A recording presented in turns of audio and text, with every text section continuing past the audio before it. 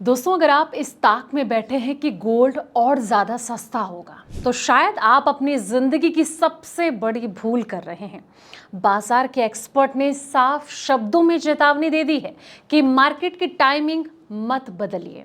बस जब भी भाव गिरे सोना खरीद लीजिए, क्योंकि ये मंदी बहुत छोटी है और इसके बाद आने वाली है तेजी, आपको संभालने का मौका भी नहीं देगी।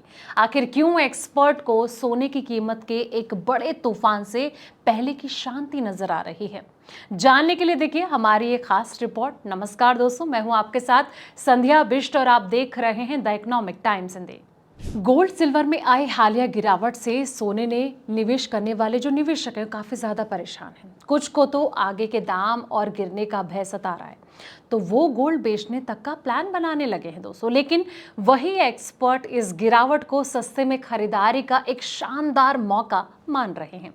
स्विस एशिया कैपिटल के मैनेजिंग डायरेक्टर और चीफ इन्वेस्टमेंट ऑफिसर जुएर्ग किनर का ये कहना है कि सोने चांदी के जो भाव हैं इसमें जब भी और जितनी भी गिरावट आए उसे केवल और केवल खरीदारी के बेहतर मौके यानी कि बाय ऑन डिप्स के रूप में देखना चाहिए। उनका ये कहना है कि ये जो सुस्ती है अस्थायी है और आने वाले समय में दोनों कीमती धातु फिर से रफ्तार पकड़ेगी।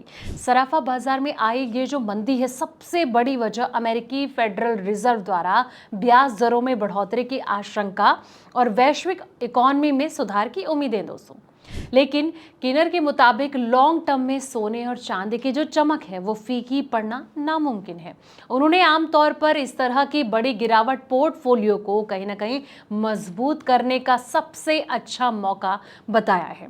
हम हमेशा रणनीति के तहत गिरावट के दौरान जो है वो धीरे धीरे यानी कि एसआईपी मोड में सोने चांदी की खरीदारी बढ़ाने में भरोसा रखते हैं दोस्तों।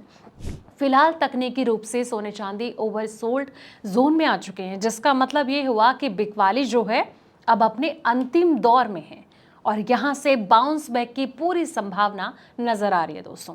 चांदी में सप्लाई का बड़ा संकट जो है वो भी नजर आ रहा है। एक्सपर्ट के द्वारा ये कहा जा रहा है कि सोने और चांदी में तेजी आने की वजह भी बताई गई है। उनका ये कहना है कि इस कीमती धातुओं की जो सप्लाई है वो सीमित है। किनर ने विशेष रूप से चांदी का जिक्र करते हुए कहा कि वैश्विक स्तर पर चांदी की फिजिकल सप्लाई अभी बेहद तंग बनी हुई है।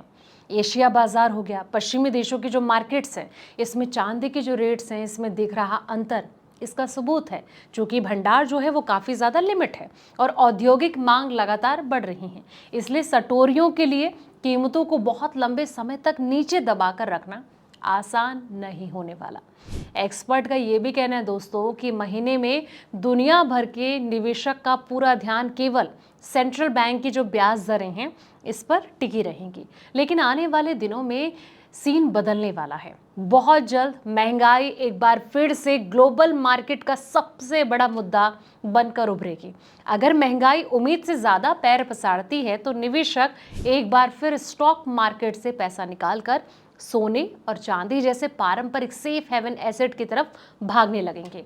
इसके अलावा सुस्त पड़ती वैश्विक इकोनॉमी को सहारा देने के लिए दुनिया भर के जो सेंट्रल बैंक है नोटों की छपाई और ढीली मौद्रिक नीतियां जारी रखेंगे, जो कि सोने को नए शिखर पर ले जाएगा। तो यहाँ से आप समझ सकते हैं कि आने वाले वक्त में सोने में सुनामी आ सकती है और चांदी में भी।